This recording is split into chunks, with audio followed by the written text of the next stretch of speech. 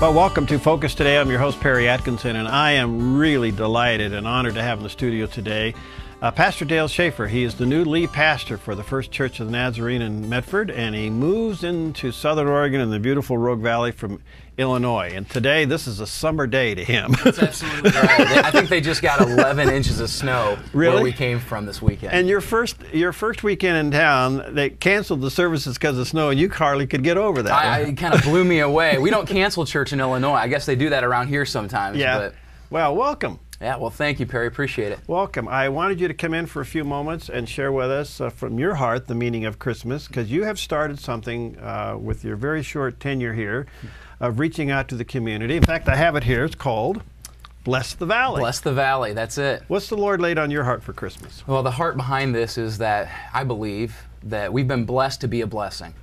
That God never blesses us just for our own benefit, Perry, and you know this if you've been following Jesus for quite a while now, that you weren't just blessed for your own benefit, but God blessed you in order to be a blessing to others. So you want to reach out and touch the untouchable, so to speak. Absolutely. Yeah. You know, when I look at Jesus' ministry, I think there were three big things that he focused on during his lifetime of ministry. And one of them was reaching out to the lost, those that didn't have a relationship with him. I mean, that's the real heartbeat behind Christmas anyway. But then he also reached out to people and loved people who no one else wanted to love or wanted anything to do with. And I'm convinced that his church should be doing those same things today. You know, last Sunday, you did something that kind of rocked the boat. A little bit. And that was at the end of the service, you handed out a blessed back offering envelope. Tell our viewers and listeners what happened there. Yeah, that was kind of fun. And I was so excited to have a church board that was behind that was supportive of that initiative. A little risky. It was a little bit. Yeah, your first weekend there. It was supposed to happen on my second weekend, so a little less risky there. Yeah. But what we did was we took what would be a week's offering for a lot of churches, and we put it in envelopes, about 900 envelopes, and then at the end of the service, we did a reverse offering. Rather than receiving an offering, we gave an offering. And we wanted to remind people that they'd been blessed to be a blessing. And we thought this would be a tangible way we could do that. So we loaded those envelopes with $2 and $5 and $10, all the way up to $50 bills, and then said, here's what you have to do this week. Pray, ask God to help you to see who you should bless with this, and then find a way to bless someone with this money this week. And then just kind of tell us the stories about what God did. And you got some stories. Man, we got some fantastic stories. Share just a couple. Yeah, I think one of my favorite ones was of a gentleman in our church who had gotten that envelope, and he got one of the envelopes that only had $2 in it. And so what do you do with $2? Well, he prayed about it, and he thought of one of our charter schools in the area and gave him a call and said, hey, can you think of a family here that we could bless this Christmas? I want to add something to what I've been blessed with. Right. And well, the principal of the charter school said, you know, what we're really dealing with is many of our children come and they don't have adequate coats. And so what would really help us is if we could get some coats or some sweatshirts. We want to buy sweatshirts for all these kids. And so his $2 became $200, and they provided 10 sweatshirts for children that didn't have coats this Christmas. Well, let me tell you another one I don't think you got. Oh, great. Because I got it here. Was the person emailed me and said, listening to Pastor Dale Schaeffer's sermon on sharing Jesus and then getting this money, we interviewed another pastor in town here who was reaching out to the veterans at the domiciliary here in White City. And they were given the opportunity to do an evening meal for them. And they didn't have enough money or resources to feed all the veterans. So they were asking us to go on the air and ask people to help fund the food.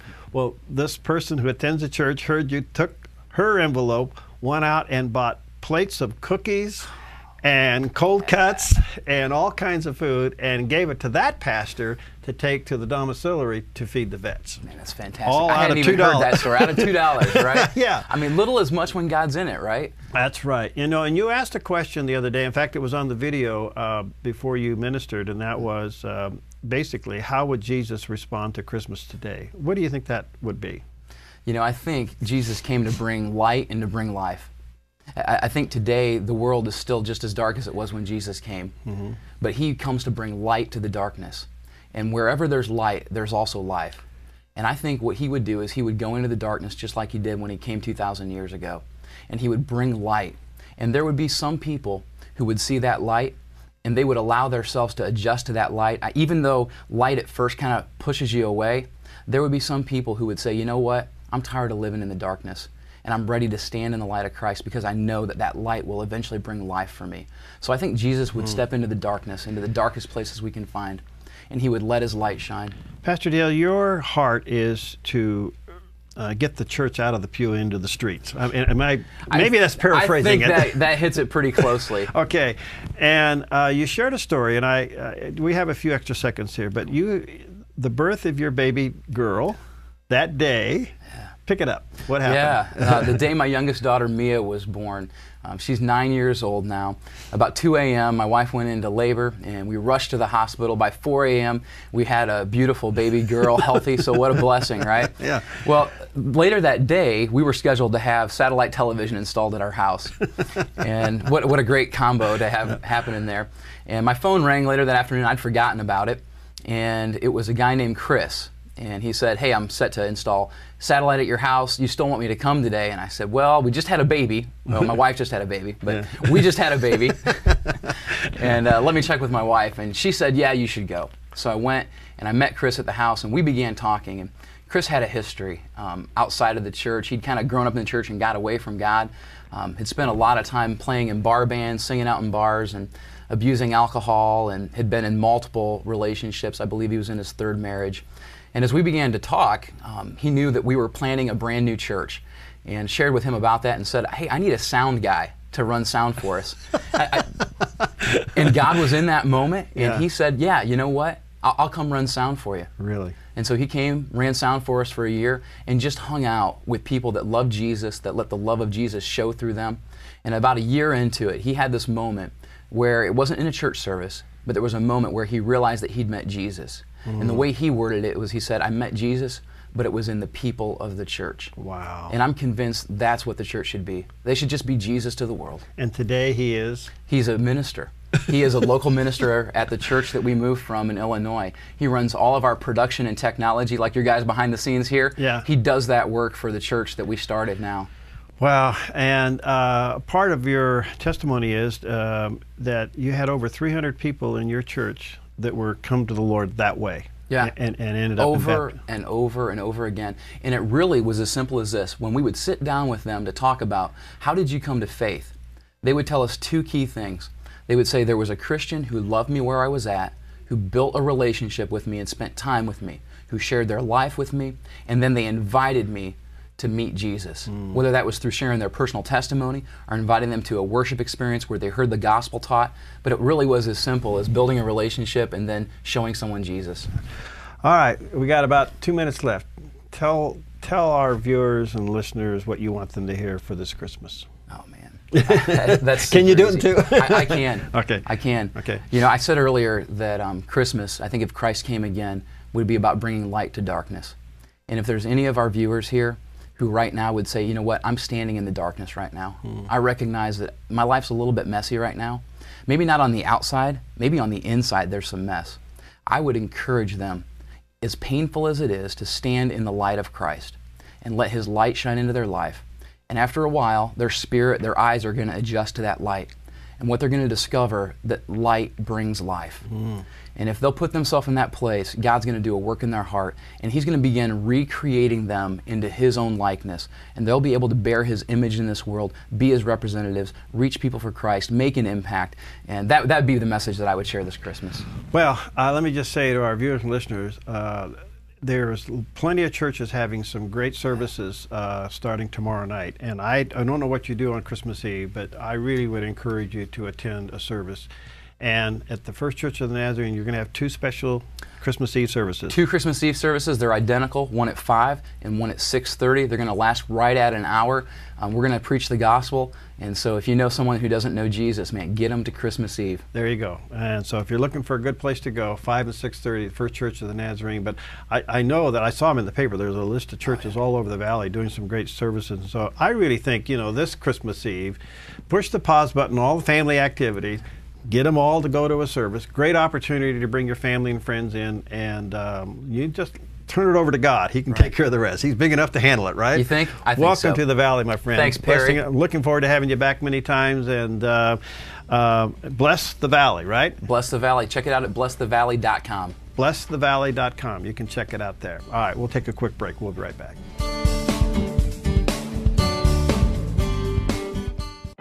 I'm Paulina and I work at theDove TV.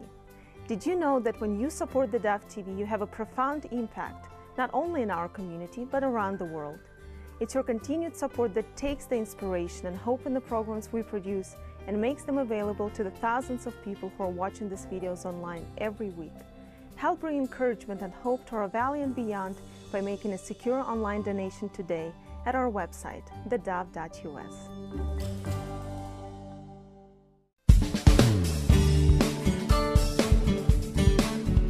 Well, welcome back. My next guest, wow, what an interesting gentleman we have with us today, and very appropriate to have him on this Christmas Eve. I am honored to have with us J. Warner Wallace, cold case homicide detective. Yes, and he's authored a book called Cold Case Christianity. Homicide detective investigates the claims of the gospel. Now, what makes this so interesting is J. Warner Wallace also for many years was an atheist, but now has become an apologist. And by the way, he is the founder of PleaseConvinceMe.com, a blog you may want to check that out, PleaseConvinceMe.com. Jay, nice to have you. How you doing, my friend? Merry Christmas. Merry Christmas to you, too. It's so great to be here. Catching us in between events this season of speaking, usually you have about a 3-week window, which I can grow a goatee. So you happen to catch me without being clean shaven. Sorry about that. No. It looks great. In Oregon, that's this common wear.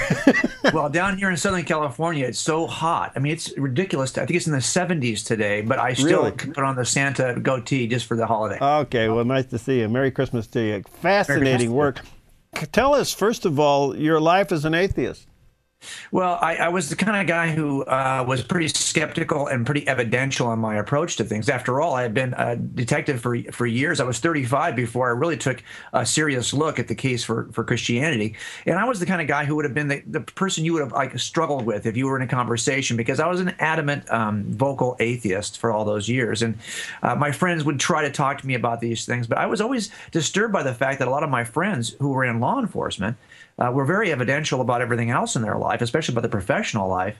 But when it came to the claims of Christianity, they seemed to have turned that set off. I would ask them simple questions, and they wouldn't be able to give me the kinds of responses I would expect if they were investigators. You know what I mean? So what tweaked your interest? I mean, if you're that hard, why did you investigate it? Well, I mean, originally I walked into a church, and I had never been in an evangelical church before. I'd never seen live worship. It struck me as all kind of very, very new, very interesting. But as I sat in that church, the pastor was able to intrigue me just enough on the person of Jesus. You know, that this guy was a smart guy, an ancient sage who maybe had some wise things to say about my life. And maybe I should pay attention to those things. And I was willing to entertain that as a notion, the same way you'd be interested, say, in the teaching of Buddha or Baha'u'llah or any other ancient sage. And so I first picked up a Bible, bought my first Pew Bible for $6. I didn't want to spend too much money on this, just to really look at the red letters, to see what is it that Jesus teaches. And of course, you have to go through the Gospels in order to do that. Right. And it was that search through the Gospels that led me to consider whether or not they were actually eyewitness claims about an event in the ancient past, and that's what got me started. Did you investigate any other faiths besides Christianity? Yeah, my family is pretty much made up of atheists, primarily, and of Mormons. And so I had a lot of LDS family, my stepbrothers and sisters. I have 6 that are all LDS. So I did look at some of that. In high school, I had a teacher, a sociology teacher, who was Baha'i. I was very interested in the writing of Baha'u'llah. So there were some other aspects, other paths I took. But when I really started to kind of do the investigation from the perspective of an eyewitness, because we have certain parameters for eyewitnesses to determine whether or not they're reliable, that's when I think a lot of my investigation continued to point back to the Gospels. And the more I investigated them, the more they seemed to contain these reliable eyewitness accounts.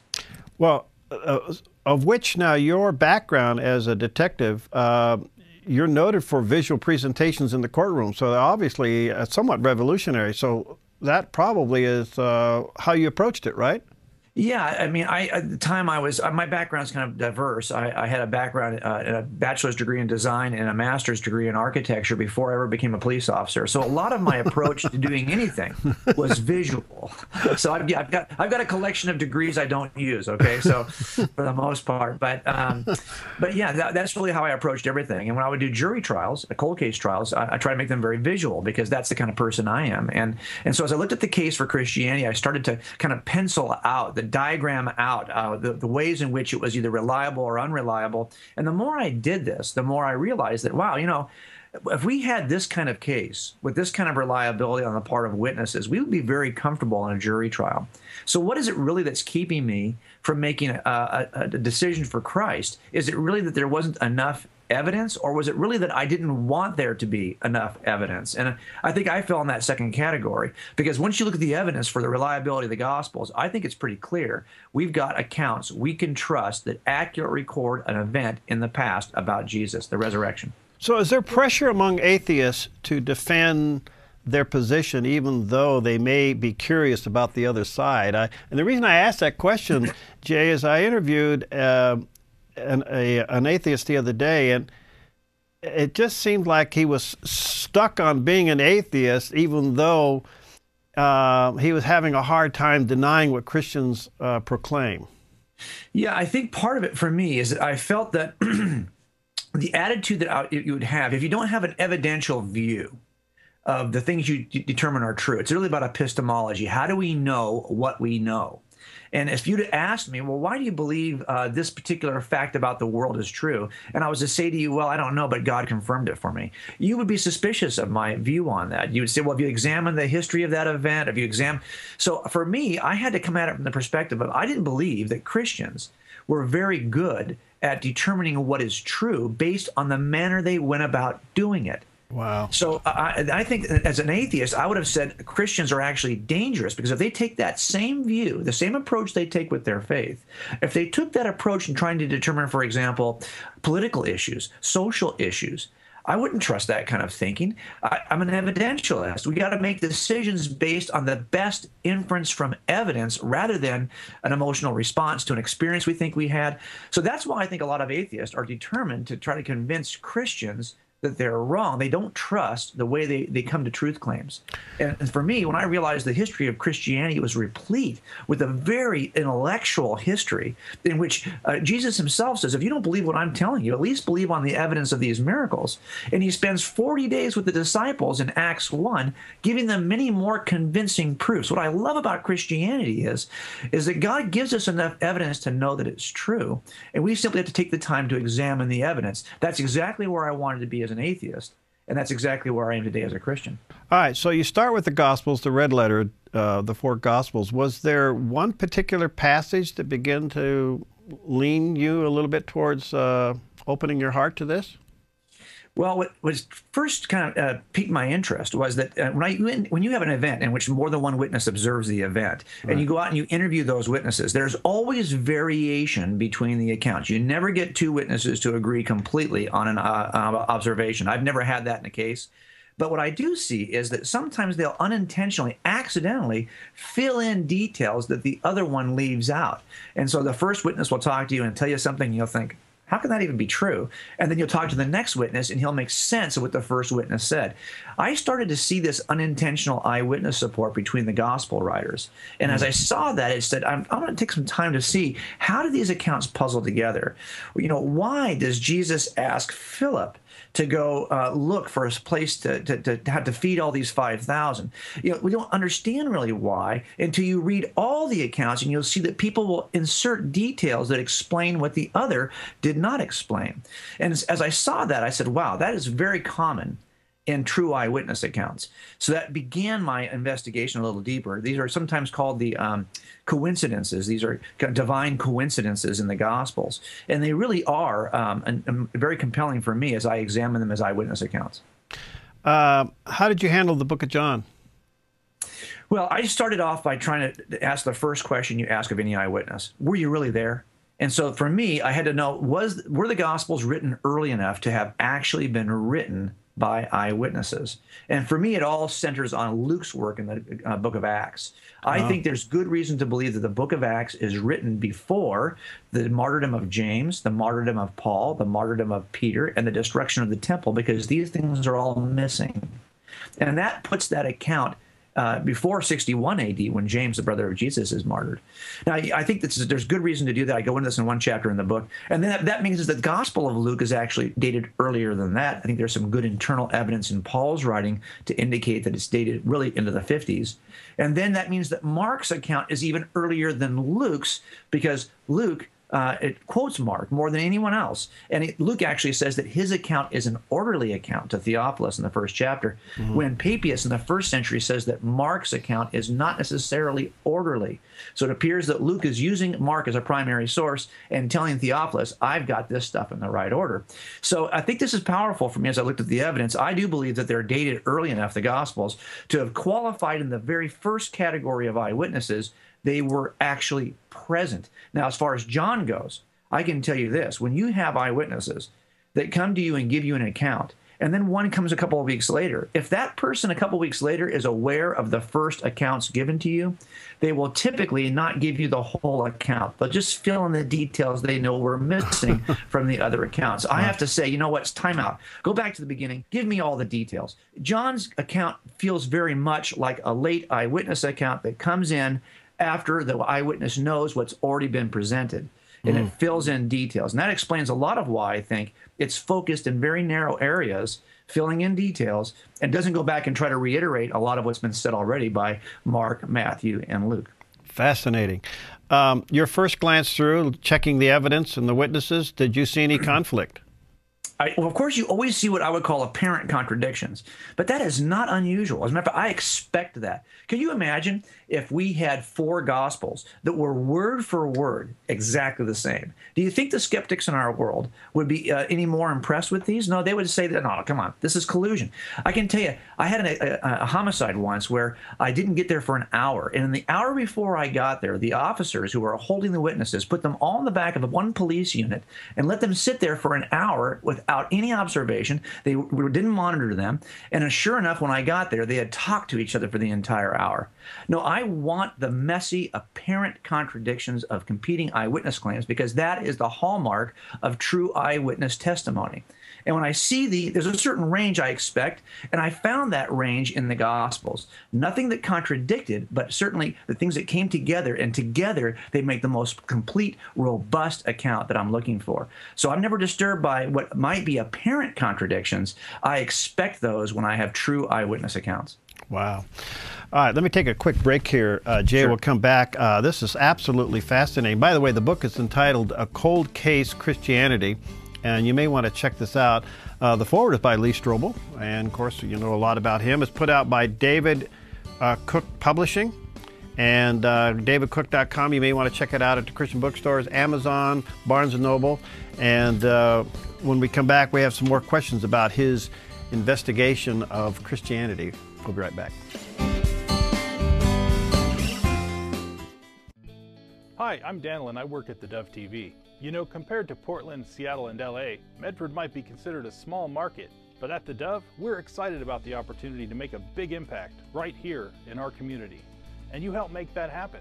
Did you know that more than 90% of our income comes from people like you? You can help us now by making a secure online donation at our website, thedove.us, or by phoning 541-776-5368.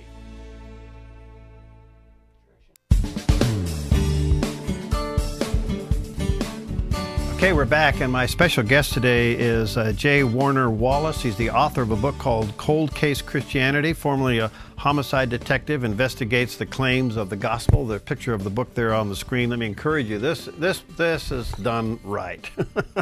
An atheist turned Christian apologist, and a fascinating story to say the least. And as we traffic through this, Jay, it's just fascinating, because I think what you helped us do here, and part of something I want you to continue to unpack, is that Christians weren't convincing to you. And I think we have got to get this thing down. We're missing opportunity here. Most of the world knows what we're against. They don't know what we're for, and we can't defend it properly. And you certainly show us how to look at this from a much more strategic point of view.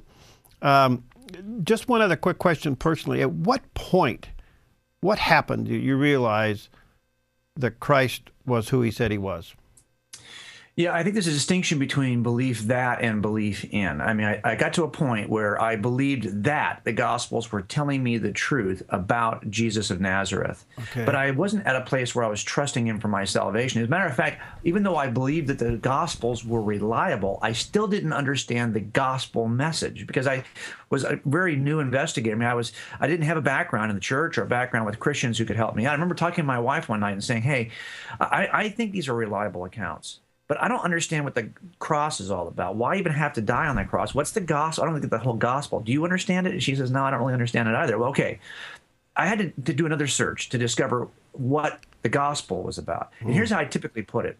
I think that as you search evidentially for the person of Jesus in the Gospels, you will form belief that. But to get to belief in, you have to look for yourself in the New Testament. And as I looked for myself in the New Testament and realized my need for a Savior, realized that that man being described by Paul in Romans and in 1 Corinthians was me. I mean, I recognize myself in those descriptions of Paul. Paul describes the need we have for a Savior. And as I read through those, I realized, wow, I have a need for what it is Jesus actually did on that cross. And that's when you move from belief that to belief in. It's one thing to have intellectual assent that this is true. It's another thing to trust it with your life, to trust it for your salvation. And I think you get to that place as you examine what the Gospels and what the New Testament says about each of us rather than just what it says about Jesus. And that's where I think I made that transition. I had to have, but here's the difference. For me, I have a lot of friends who would say they trust in a truth claim without knowing if it's evidentially true or not. I have 6 brothers and sisters raised in the Mormon church. And they would say that they trust in this, but they haven't gone through the important step of belief that. They jumped right to belief in without first traveling through belief that. And if you're not careful, you can believe any number of things that may not be true because you haven't taken the important step. Now, the great thing about taking that important step is that that gives you the ability then to defend what you believe later on when someone asks you, because that's the path you took in. You now can retrace it for people. And that's really all I'm doing in Cold Case Christianity. I'm showing you how I came from zero to believe that, to belief in, by examining all of this. And now I'm able to go back and defend what it is I believe, because I didn't just jump in emotionally. I didn't jump in because my parents were believers or because I had friends. I jumped in because I did an evidential investigation that led me to this truth. And that's why I'm here today. Not because it works for me, not because it's always even comfortable. It's always even, makes my life easier. It doesn't always make my life easier. Sometimes it's harder to be a Christian than it is to be a non-Christian. But I'm a Christian because it's evidentially true. And that's, I think, a much better place for us to be, regardless of whether that day is going well for you today, whether your life is great today because you're a Christian. You happen to live in the truth, and that's the most important place you can possibly be. Wow. That's powerful. So how's that played out in your family now? Well, it was interesting because I didn't have anybody. My wife and I were together for 18 years before I became a Christian. And I don't think we saw the transformation, could anticipate the transformation. And so I think it probably took all of us a little bit on our heels. It takes a period of time to transition. It's been now 17 years. So I'm actually, I think, in a place where I'm able to kind of share what I've learned. But I didn't do it for a long time, because it takes time, I think, to transition to a new life. And probably, I think it's wise for us not to trust too quickly in somebody who's just made that quick transition. But I feel like I'm in a place now where I can share what I've learned to help people make a step, to not just be what I call a one-decision Christian. You decided to trust Christ for your salvation. But 1 Peter 3, what does Peter tell us? All of us have to be ready to give a reason for the hope we have. That's the second decision. Decide to defend what you believe. And we are definitely in a culture right now that we need to take that second step, because most of our young people, for example, in their college years, the number of young people who leave the faith, that leave the church, even for a season, only about a third, Lifeway says, ever even come back to the church. We've got to do something about that terrible dilemma. And we can begin by giving them good reasons to stay, rather than listen to what their professors maybe are telling them, what the culture is telling them, and leaving the church, to really chase what is, in fact, a lie, when they had the truth to begin with. Fascinating. How would you defend Jesus against the pluralistic mindset that's out there, that we all in the end believe in the same God and all roads lead to heaven. I mean, you know the drill. Absolutely. And the problem, of course, is that would be fine if all of the claims were the same. That what we have instead, though, are claims about God which are directly contradictory. So that means that we can both be wrong, or one of us can be right, but we both can't be right because we have contradictory claims. If my Jewish friends would say that Jesus might be a wise rabbi, but he certainly isn't the Son of God, he certainly isn't God himself, that's a competing claim. We can both be wrong, or one of us can be right, but we both can't be right. My Muslim friends would say that Jesus never even died on that cross. We would say he died and rose from the dead. We can both be wrong, or one of us can be right, but we can't both be right. So when you have competing claims like this, it's important for us. It's like you have two suspects in a murder. I've got to make sure one of them may be the killer or none of them may be the killer. But if they're in two different places and they got two different competing claims, they both can't be the killer.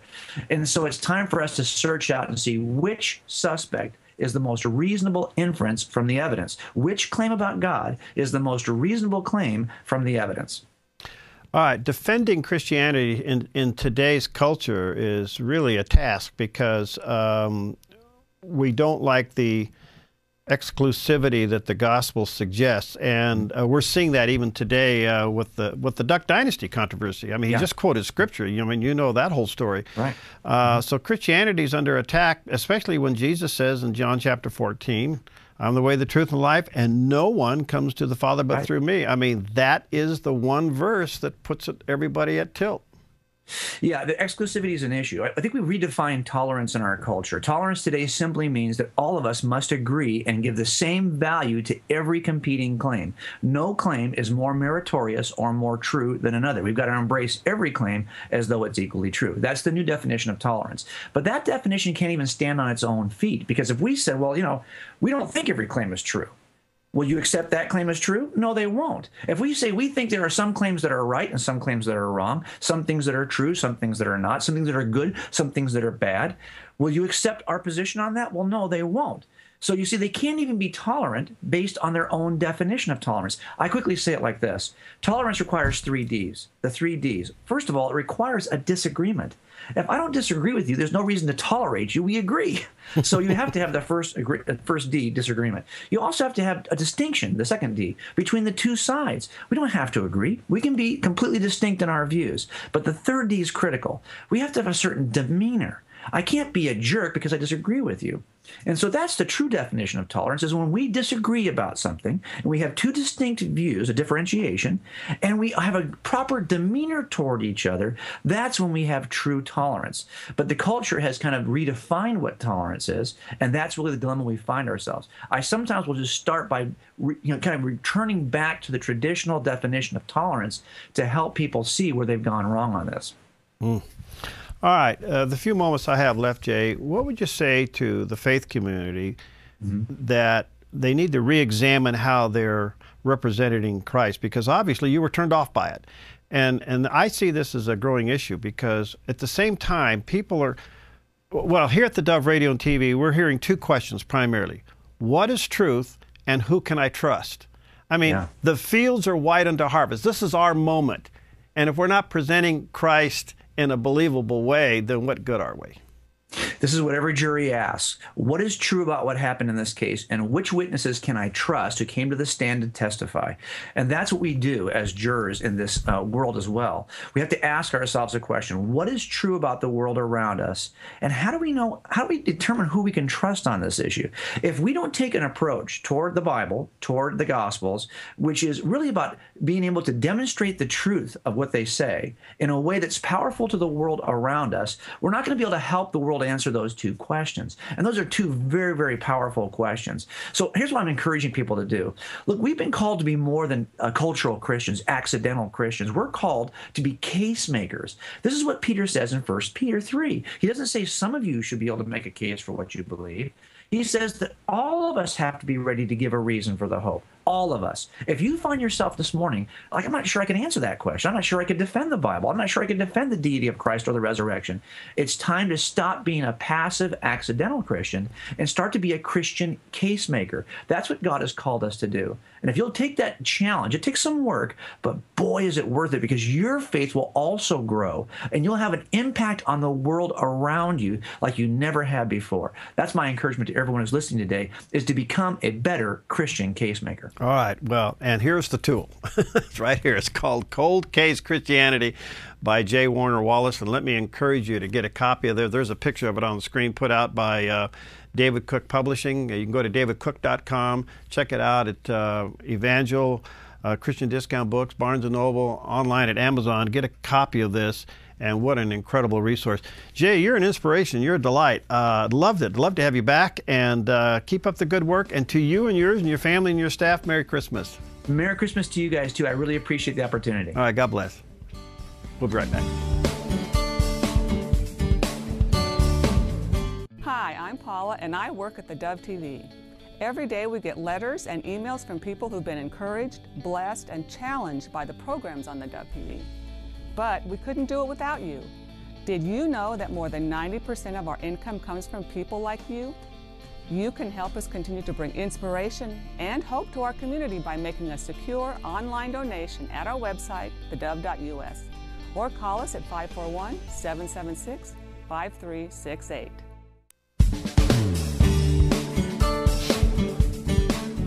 Well, we're back, and I tell you what, our next guest is certainly no stranger. Other than that, we can't see him. He is a little invisible, and that's kind of his M.O. I'm talking about our own Bob Just. He's on the phone with us today from New York City. And New York City. How you doing, bud? How you doing, Perry? Good. Merry Christmas. Merry Christmas. What's the weather like there? Right now, it's warm and drizzly. It's, fairly warm. I mean, it's unseasonably warm. It's about, I'm guessing, around 60 degrees or so. But it's a drizzly day, a beautiful, drizzly New York day. Yeah, boy. Well, listen. I'm looking at Central Park right now as we talk. Oh, great. Well, listen, first of all, congratulations, because you have been selected to host the Sean Hannity Show, radio show, coming up this Friday. They're from New York City, which will be broadcast here on the West Coast from noon until 3. Right. Congratulations. How'd that happen?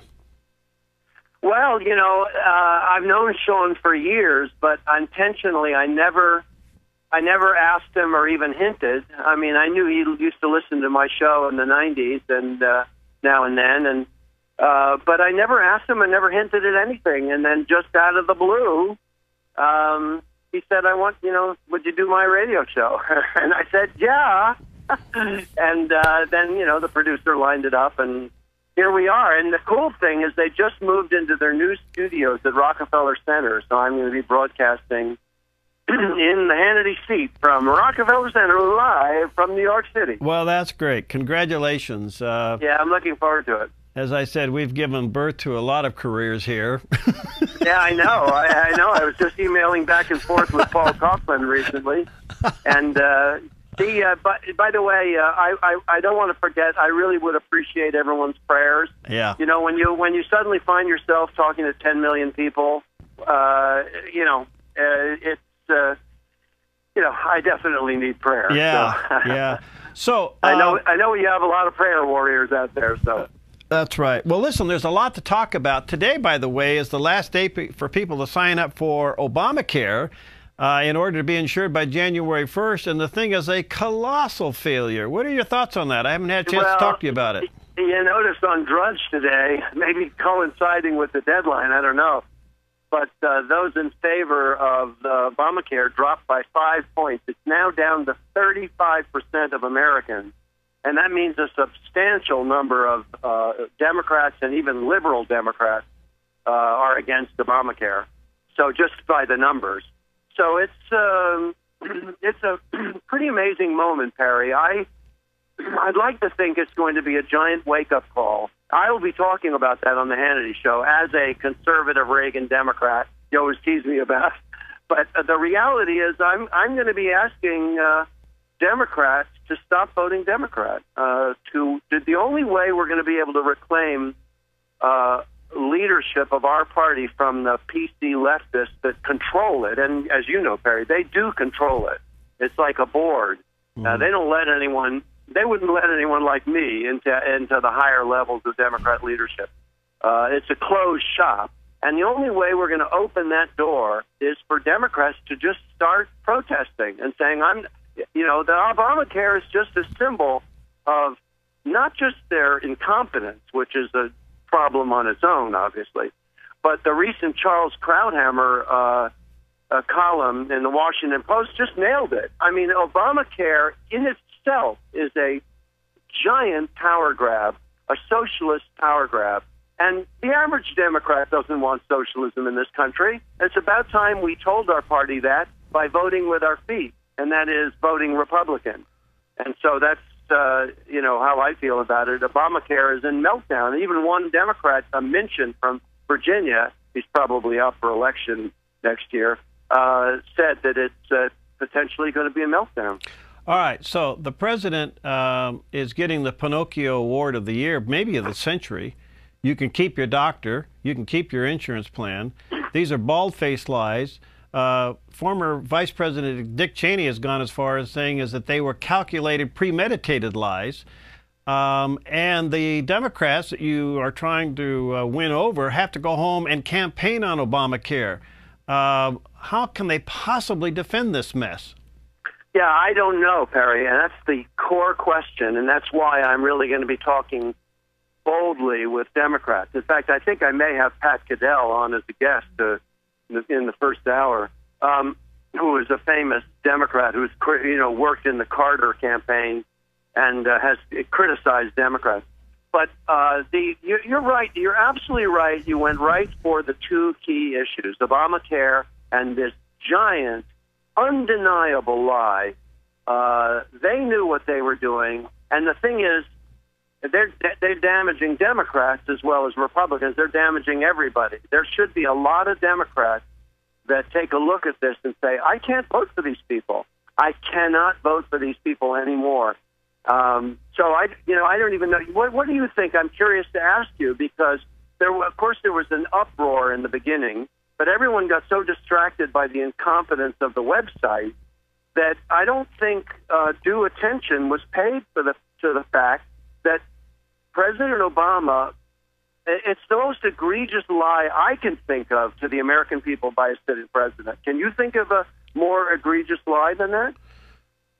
Well, the only thing that could come close to it would be back during the Nixon era, during the Watergate issue. But I suppose Clinton's, Clinton's lying. And the Monica Lewinsky thing. But no, this hits everybody across the board. It hits their pocketbooks. It hits their security as far as health care is concerned. And it's obvious now that it is premeditated and it was calculated. It has become the perfect shield that Benghazi gets swept under the table and the IRS scandal gets swept under the table. But that'll all come back during next year's election cycle. You and I both know that the Republicans are sitting on that stuff.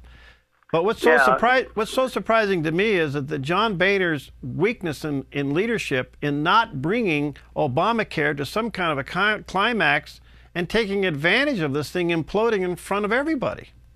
Well, being a Tea Party Democrat, I was cheering Senator Lee and Senator Cruz.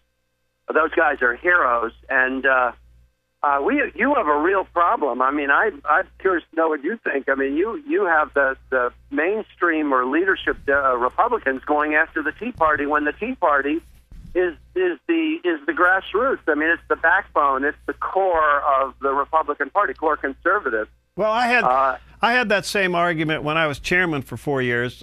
We didn't call them Tea Partiers then. We just called them the conservatives versus the establishment.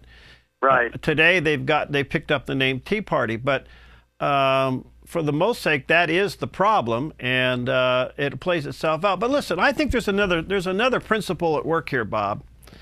The Ten Commandments. I don't want to go super spiritual here, but the Ten Commandments were not written for Christians only. The Ten Commandments. Right. The Ten Commandments were written for all humanity. And there's a saying that you don't break God's laws break you. Covenant keepers win, covenant breakers lose. And you got a president and administration standing up on national television with a premeditated, calculated lie to the American people. And I think God is weighing in by saying, you know, this lie isn't going to stand. This thing is going to implode. And that's what's happening. And it's the beginning of a pushback spiritually. I think it's the beginning of a pushback politically. So I don't know. I think that we're going to see a wholesale cleaning. But I also think that if the Tea Party is able to exercise this moment and bring more people into the Senate and into the House, that John Boehner probably will be replaced. I hope so. I mean, based on performance, I hope so. Yeah. And also this talk about a kind of meltdown, the Duck Dynasty thing. Yeah. This whole polygamy case. Jonathan Turley, who is an attorney you'll remember from the impeachment era, a liberal attorney who teaches at Georgetown, he wrote a column in the Washington Post, I think it was yesterday, where he said, hey, polygamy's in, and we have to have an end to this, laws that are rooted in, some particular group's morality, meaning, Judeo-Christian morality, and literally boldly said that this, we're in a new era where, laws can't be rooted in some particular group's morality. Well, just like you said with the Ten Commandments, you hit it right on the button. The Ten Commandments it wasn't just written for Jews and Christians. Yeah. It's bottom line reality, so we're in a religious conflict in this country that's going to have to be resolved somehow. Well, and I'm hoping, bottom line, is that conservative and moderate, sensible Democrats will help turn the tide in this and just say enough's enough. We don't want these kooks running our party. Well, good luck on Friday in doing that, because if you can get Democrats to recognize that morality-wise in this country, we have flatlined. We've got in Colorado a young boy who is considered bisexual going into girls' locker rooms and restrooms.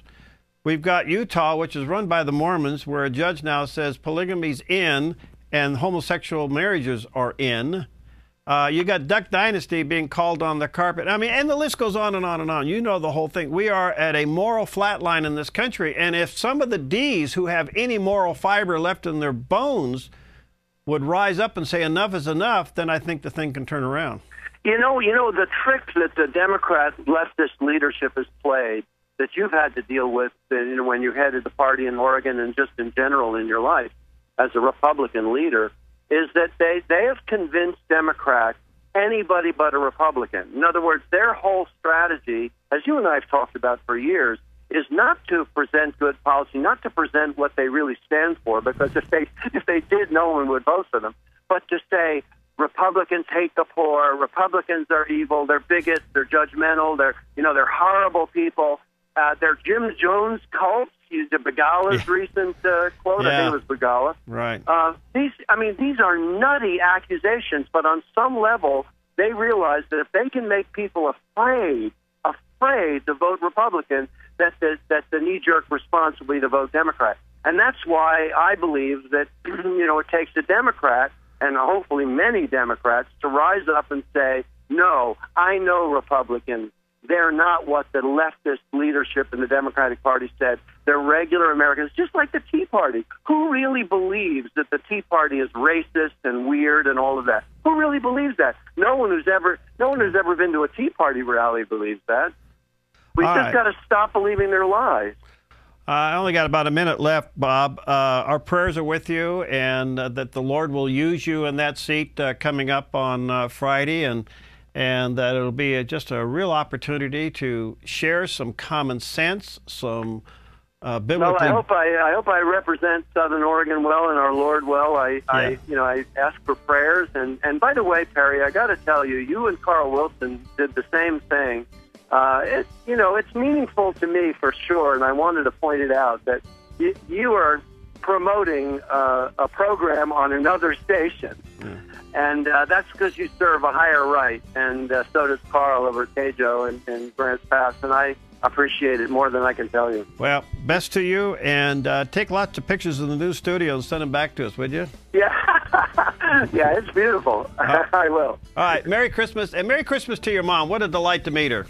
Thank you. Yes, it was wonderful to bring her by the Dove, and she was very touched by all of you. All Merry, right. Merry Christmas, and if I don't talk to you, Happy New Year. All right, buddy. God bless. We'll be Take listening care. on You Friday. too. All right, Bob Just filling in for Sean Hannity coming up Friday on the Sean Hannity radio show. It'll be noon to 3 our time. Hey, Merry Christmas, everybody. God bless you. Be safe and enjoy family. Hi, I'm Jim, and I work at the Dove TV. Every weekday between 6 and 8 a.m., our award-winning news and sports team bring you the best morning show around. It's live, it's honest, and it's a whole lot of fun.